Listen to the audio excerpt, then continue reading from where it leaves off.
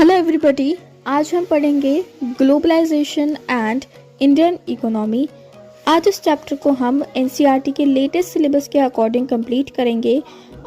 NCERT के latest syllabus में है ये टॉपिक्स और जिसमें से भी हमें सिर्फ ये दो टॉपिक्स ही पढ़ने हैं। So let's start. तो जब भी आप कोई एक प्रोडक्ट खरीदते हो तो उस पर कुछ स्टिकर्स बने होते हैं जहाँ पर लिखा होता है कि प्रोडक्ट कहाँ बना है।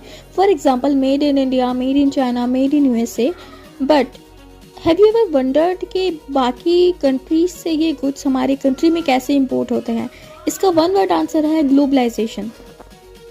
नाउ ग्लोबलाइजेशन कोई नई प्रोसेस नहीं है, बल्कि पहले भी ट्रेड होता था। कंट्रीज एक दूसरे से गुड्स एक्सचेंज करती थी, बट पहले कॉस्ट ज़्यादा थी, ट्रांसपोर्टेशन स्लो था और कम्युनिकेशन वीक थी। अब हम इस पिक्चर को देखते हैं जो कि एनसीईआरटी में दी गई है। सो इसमें एक अमीर आदमी ग्लोब को ऊपर उछाल रहा है और कह रहा है ग्लोबलाइजेशन इज फन, और एक गरीब लड़की कह रही है be careful, someday we will have to pay the price.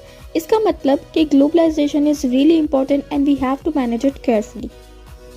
अब हम समझते हैं what is globalisation. So according to NCERT, globalisation is a process of rapid integration और इंटरकनेक्शन बिटवीन कंट्रीज। इसका मतलब है ग्लोबलाइजेशन एक प्रोसेस है इंटीग्रेशन और इंटरकनेक्शन का कंट्रीज के बीच में। और अगर हम सिंपल लैंग्वेज में समझें तो जब एक देश की इकोनॉमी दूसरे देश की इकोनॉमी के साथ जुड़ जाती है थ्रू ट्रेड, इन्वेस्टमेंट, टेक्नोलॉजी और इन्फॉर्मेशन, तो उसे ही हम ग्लोबलाइजेशन कहते हैं।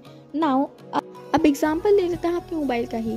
वो मैन्युफैक्चर हुआ किसी और कंट्री में, उसकी पेरेंट कंपनी है किसी और कंट्री में, और वो ट्रांसपोर्ट हो रहा है through world wide.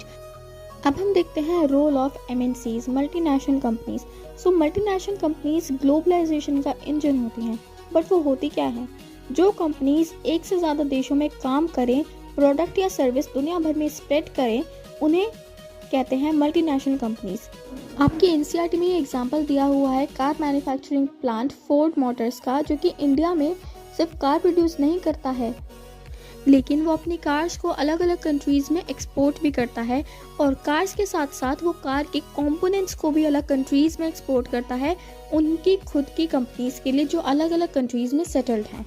MNCs world के डिफरेंट पार्ट्स को कनेक्ट करने का काम भी करती हैं।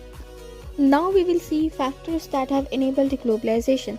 इसमें हमारा फर्स्ट पॉइंटर है टेक्नोलॉजी। सो टेक्नोलॉजी की वजह से ना बहुत सारी चीज़ों का हमें एडवांटेज मिला हुआ है, और वो किन किन टेक्नोलॉजी की वजह से है? वो है improvement in transportation technology, development in information and communication technology, and amazing world of internet, यानी इंटरनेट में टेक्नोलॉजी। अब ये है पिक्चर नंबर 2 ऑफ एनसीईआरटी। तो इस पिक्चर में आईटी का रोल दिखाया गया है कि कैसे लंदन की मैगजीन डिज़ाइन होती है इंडिया में, उसके इंस्ट्रक्शंस आती हैं इंटरनेट से और पेमेंट होती है ई बैंकिंग से। इसमें इंफॉर्मेशन टेक्नोलॉजी ने सर्विस को ग्लोबली पॉसिबल बना दिया है। इसके बिना ग्लोबलाइजेशन इतनी फास्ट नहीं होती और सर्विस सेक्टर ग्रो नहीं करता। अब आप सोचेंगे कि लंदन की मैगजीन दिल्ली में डिज़ाइन क्यों हो रही है?